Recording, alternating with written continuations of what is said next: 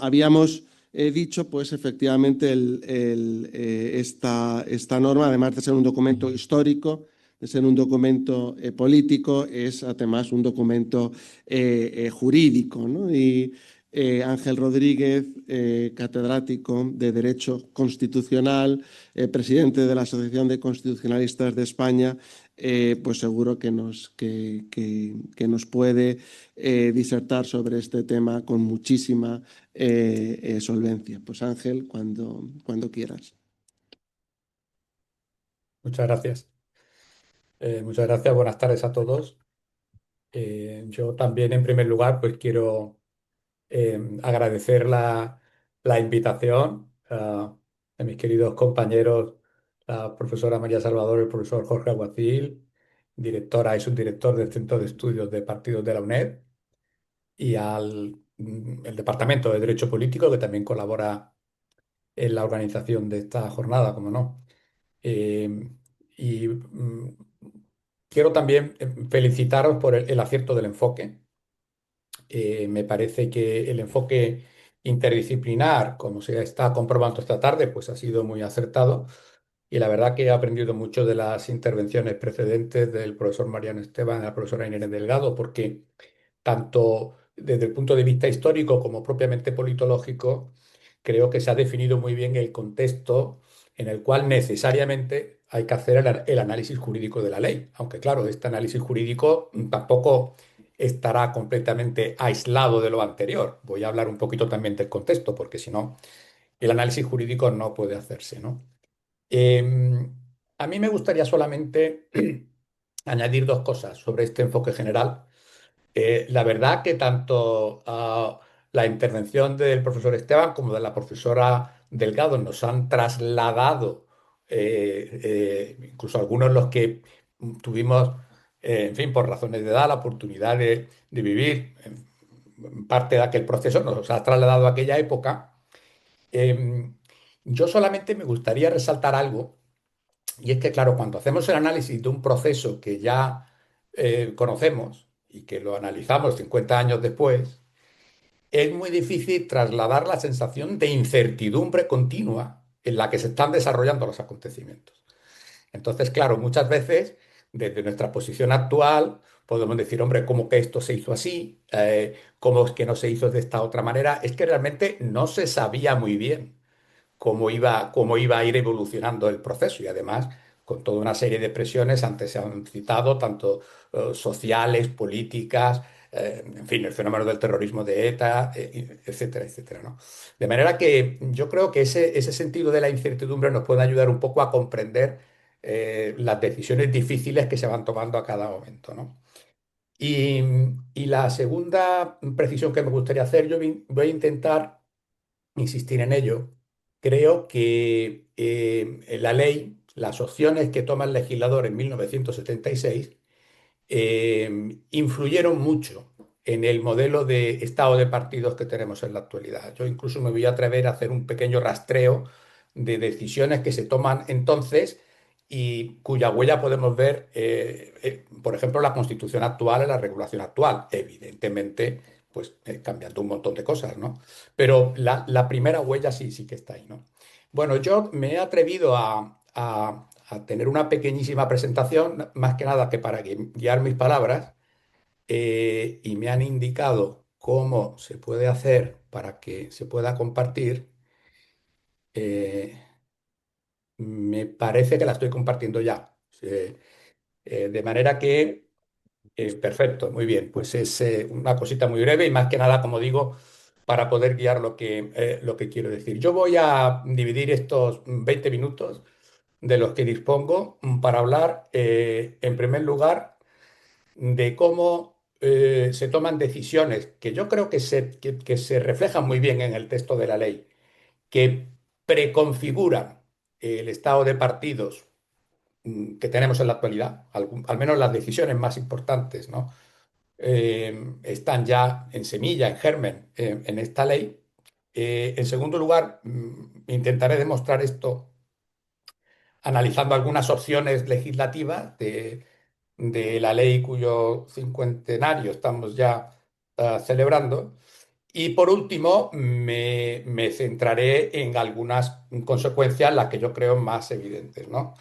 Eh, es también un enfoque muy generalizado cuando se analizan los fenómenos de cambio político, pues hablar de una fase propiamente de transición y otra de consolidación, ¿no? De manera que la operación de cambio político sería una operación, digamos, de mayor envergadura. Primero tenemos la transición para sustituir el autoritarismo por el nuevo régimen democrático y luego hay que ponerse a consolidar el nuevo régimen democrático, ¿no? De manera que en ese enfoque me gustaría a mí centrar la ley que estamos analizando. Bueno, hacia el nuevo estado de partidos en esta fase de transición. Se ha hablado de las diferentes etapas del proceso de transición política. Eh, Aplicando esas etapas a este punto, es decir, a cómo se van tomando decisiones, que evidentemente son decisiones encaminadas a sustituir el autoritarismo por la democracia, a poder llevar a buen puerto la operación de cambio político, pero que en este punto concreto que estamos analizando supone también prefigurando cómo los partidos políticos van a acabar siendo los nuevos actores políticos del sistema que vendrá después, ¿no? En ese sentido, podríamos hablar de que el fortalecimiento de los partidos durante la transición se puede ir analizando en las cuatro fases que tradicionalmente se aplican al proceso de cambio político que hubo en España, ¿no? Que van a tener incidencia en este punto. Una primera fase sería lo que yo he llamado aquí el momento de las bases, es la fase de movilización. Se ha hecho alusión, sobre todo desde el punto de vista sindical, también estudiantil. Coincide con la primera fase del proceso de cambio, es decir, después de la muerte de Franco y sobre todo durante el gobierno Arias, que es cuando se genera una mayor contestación.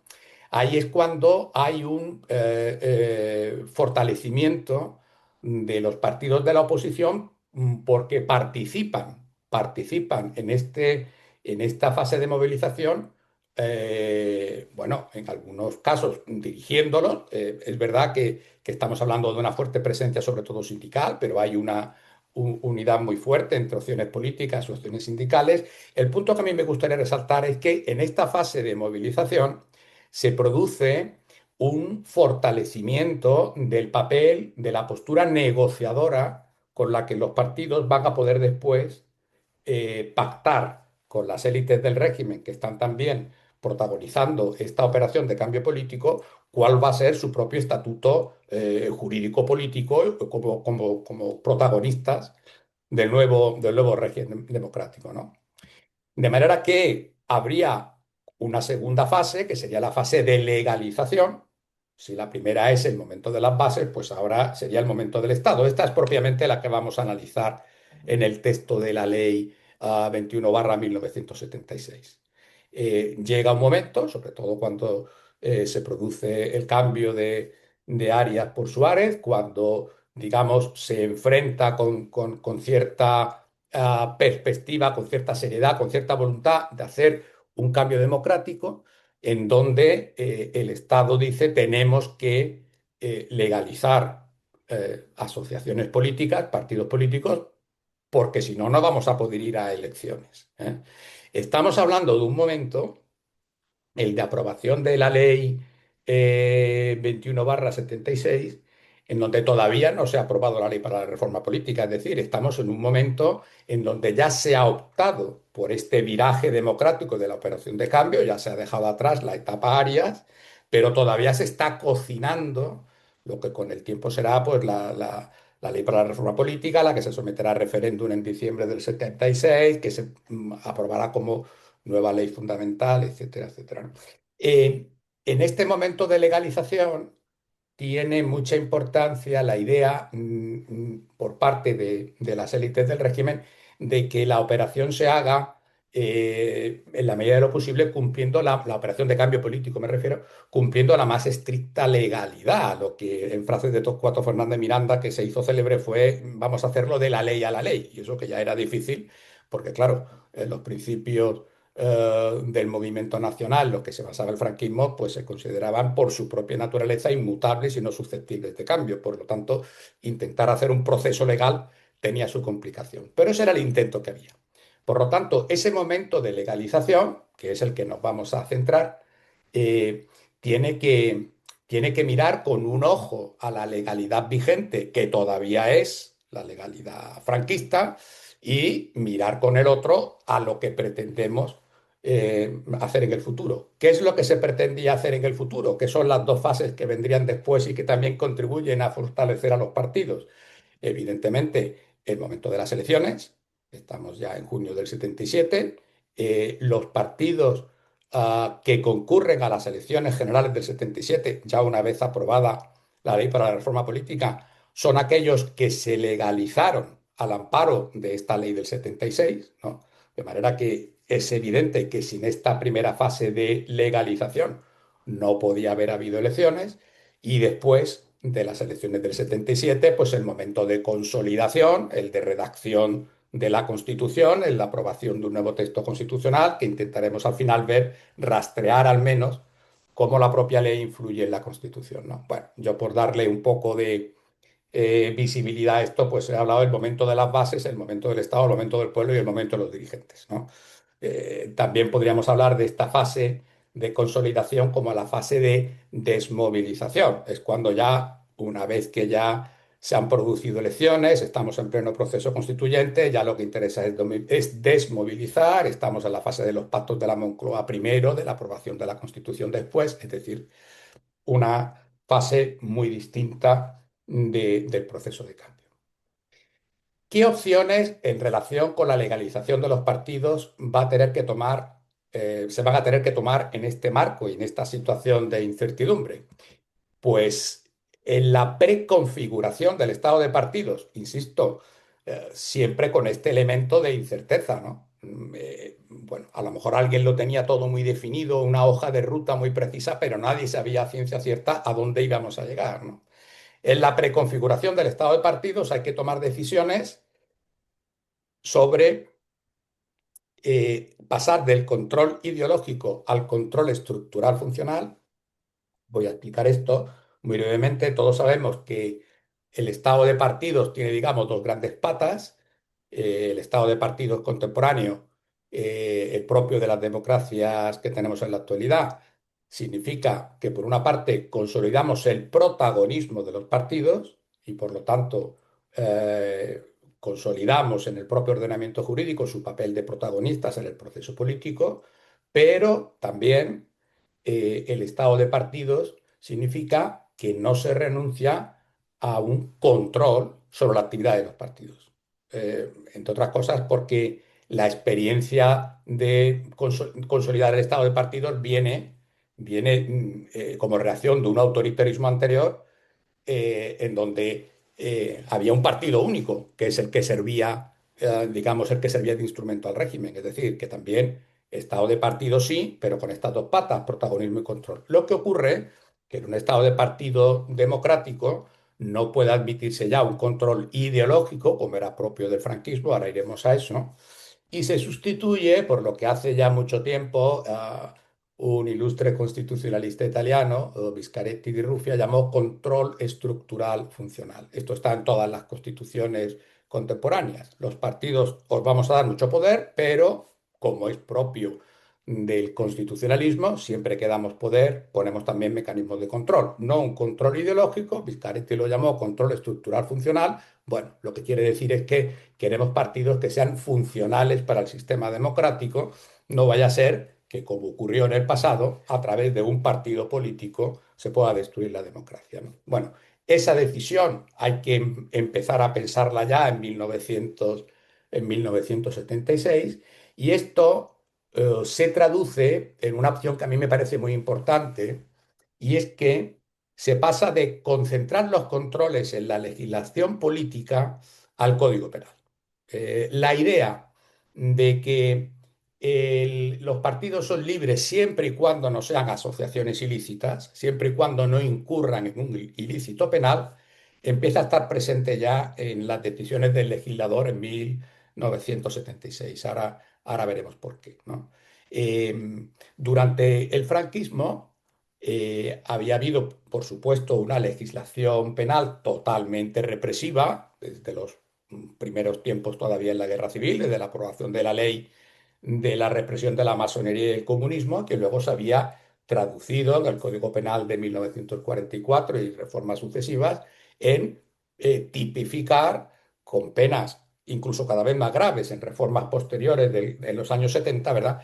Tipificar el delito de asociación ilícita, es decir, que había una actividad represiva muy fuerte, ¿eh? Pero a pesar de que el Código Penal tenía, vamos a decirlo así, esta mala reputación para el asociacionismo político, se va a optar por, evidentemente, reformando el Código Penal, pero llevando al propio Código Penal y no a la legislación propiamente política el control para que deje de ser ideológico y se transforme en lo que Viscaretti llamó control estructural funcional. Bueno, ¿cómo se vierten estas ideas en la Ley 21/1976? Yo creo que tenemos un antimodelo, es decir, una opción de la que huye el legislador en el 76, que es el llamado Estatuto de Asociaciones Políticas de 1974. En 1974, todavía con Franco vivo, con Arias de presidente del gobierno, pero presidente del gobierno de Franco, no todavía gobierno de la monarquía, y al calor del famoso discurso del espíritu del 12 de febrero, en 1974 se aprueba un decreto ley sobre el ejercicio del derecho de asociación política. Este decreto ley sobre el ejercicio del derecho de asociación política no puede verse en ningún caso como un precedente de la liberalización del régimen. Por el contrario, era la idea de fortalecer el propio franquismo, permitiendo ciertas manifestaciones del fenómeno asociativo en su interior, pero todo rodeado de una serie de cautelas, por un lado con ese Código Penal represivo en vigor, pero incluso fuera del Código Penal, con toda una serie de disposiciones que se vierten en este decreto ley, el llamado Estatuto sobre el Derecho de Asociación Política,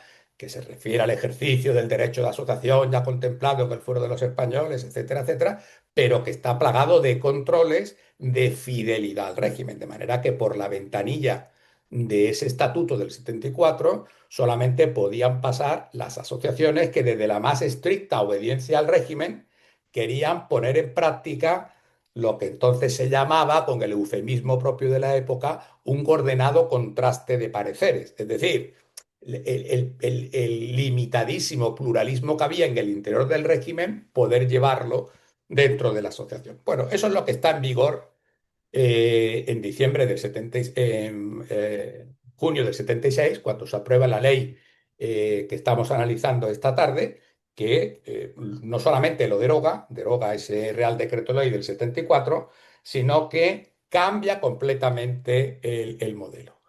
El modelo era doble, el antimodelo al que me estoy refiriendo. El Estatuto del 74 y cuatro y la persistencia, como he dicho, de un código penal represivo. Y el nuevo modelo lo que intenta es reducir al máximo los controles políticos, no del todo, porque la ley, también antes se ha hecho referencia, todavía contiene algún tipo de proclamación de que las asociaciones se basarán en el respeto a los principios del movimiento, etcétera, pero no es el control tan rígido que había en el Estatuto del 74. Para empezar, el control, porque sigue habiendo un control previo, al pasar por la ventanilla la decisión de legalizar o no una asociación, ahora con la ley del 76 va a depender del gobierno. En el Estatuto del 74 dependía del Consejo Nacional del Movimiento, que era el guardián de las esencias franquistas, es decir, aquí ya hay ya aquí hay un cambio importante, hay una reducción de los controles políticos y empieza a haber una tímida reforma del Código Penal.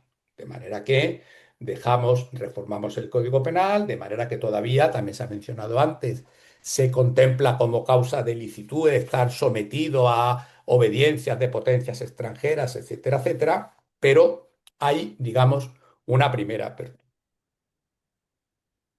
Evidentemente esto está pactado con los partidos de la oposición, que en esa fase previa de movilización han podido mostrar músculo al régimen y decir, oye, si quieres que esto se lleve a buen puerto, tienes que contar con nosotros.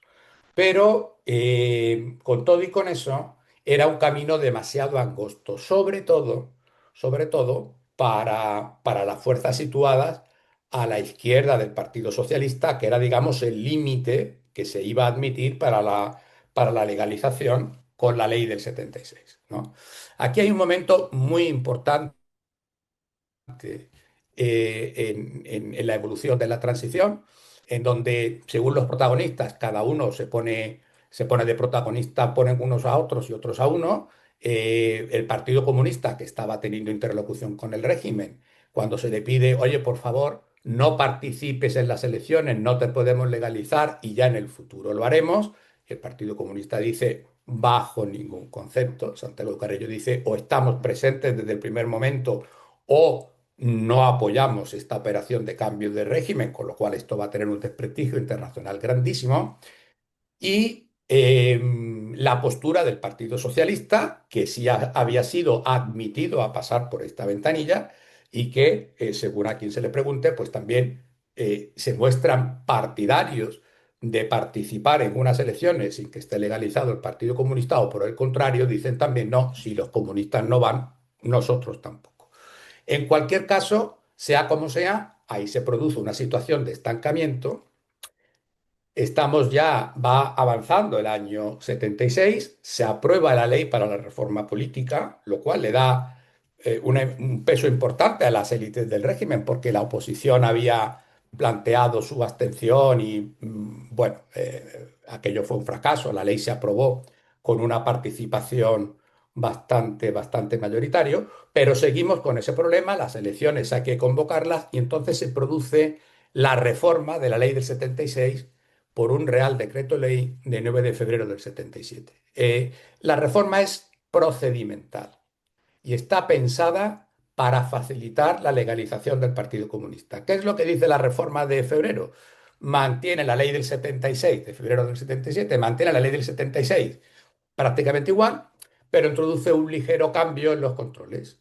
Le da mayor protagonismo al gobierno, dice que la única causa por la que el gobierno puede paralizar la legalización de una asociación es porque sea una asociación ilícita, por lo tanto seguimos esta tendencia de reducir los controles políticos y solo los controles penales, y hace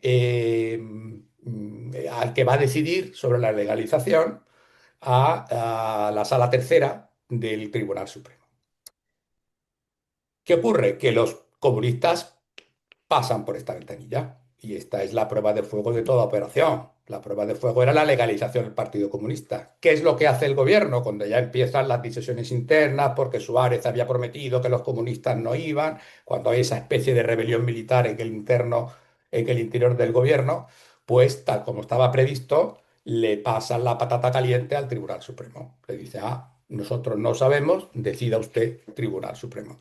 El Tribunal Supremo tiene lo que podríamos llamar, y los constitucionalistas presentes en la sala me entenderán, el momento Marbury del Tribunal Supremo, que es cuando consigue algo sin querer decir lo que se tiene que decir. El Tribunal Supremo dice, no, mire usted, ¿cómo es que yo voy a ver una causa de licitud penal si yo soy la sala tercera? Esto no puede cambiar. Nada, lo devuelve al gobierno y entonces el gobierno pues directamente dice, pues en vista de que el Tribunal Supremo no se moja, legalicemos el Partido Comunista. Legalizan el Partido Comunista, abril del 77, concurren a las elecciones y ya todo lo demás pues es historia, ¿no? Elecciones generales del 77, aprobación de la Constitución, etcétera, etcétera. Muy brevemente, ya para terminar.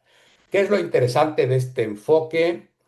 Si se puede mantener que ya la ley está preconfigurando el estado de partidos que tenemos en la actualidad, ¿qué huellas de la ley del 76 podemos tener en el momento actual? Pues yo creo que podemos encontrar trazos de la ley del 76 en las dos disposiciones de nuestra Constitución que hoy consagran el estado de partidos. Evidentemente, cambiando todo lo que queramos, ¿no? Pero la huella, yo creo, el germen ya está ahí. El artículo 6 de la Constitución, el protagonismo de los partidos y los controles solamente de democracia interna y de funcionamiento democrático y por lo tanto no un control ideológico, y sobre todo la opción del artículo 22 de la Constitución, en donde consagra el derecho de asociación y dice, por supuesto incluyendo en la asociación política, y dice las asociaciones ilegales son las ilícitas penalmente. Es decir, ese modelo de llevamos el control solo al campo penal, ¿eh? Bueno, con las excepciones de las asociaciones secretas y de carácter paramilitar, etcétera. Termino.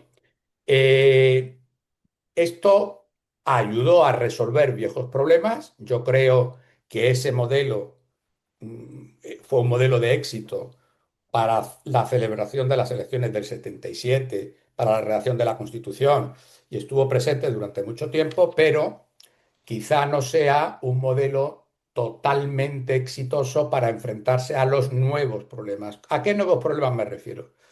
Pues después de años y años y años de decir que el único control de los partidos es el penal, hubo que reformar la ley orgánica de partidos políticos para introducir un control constitucional de partidos políticos separado del penal.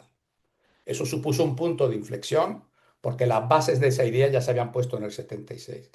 Gracias a esa operación, en un primer momento muy criticada por la doctrina, pero que luego se reveló como una operación, yo creo que exitosa, pues se pudo ilegalizar partidos que hacían de correas de transmisión del movimiento terrorista ETA, y creo que eso fue una contribución importante a la resolución del problema terrorista en España, pero evidentemente fue un cambio sustantivo. ¿Y qué nuevos problemas seguimos teniendo? Bueno, pues ahora, en esta situación de incertidumbre democrática a la que también se ha hecho referencia, de extensión del populismo, del iliberalismo, etcétera, etcétera, pues resucita de nuevo la cuestión de hasta qué punto las democracias contemporáneas se pueden permitir el lujo de no ser democracias militantes. Es decir, hasta qué punto nos podemos permitir el lujo de reducir el control de los partidos políticos solo al campo penal, cuando empezamos a tener verdaderos partidos antisistema que pueden poner, afortunadamente en España todavía no, pero en otros países de Europa ha habido una experiencia, digamos, por todos conocida en este sentido, que pueden poner en riesgo el propio sistema democrático y por lo tanto, quizá haría falta rescatar esa idea de que además del control penal, pues hace falta otro tipo de control. Desde luego, durante la transición, ese fue el modelo, eso facilitó la transición, pero quizá hoy en día pueda ser una dificultad de consolidación. Bueno, pues yo aquí me paro. Me he pasado solamente un poquito también de los minutos. Lo que pasa que al último que interviene le pasa como al último vuelo, que va acumulando los retrasos de los anteriores, ¿no? Pero en fin, creo que me he limitado un tiempo más o menos razonable. Muchísimas gracias por vuestra atención y con mucho gusto para participar en el debate siguiente.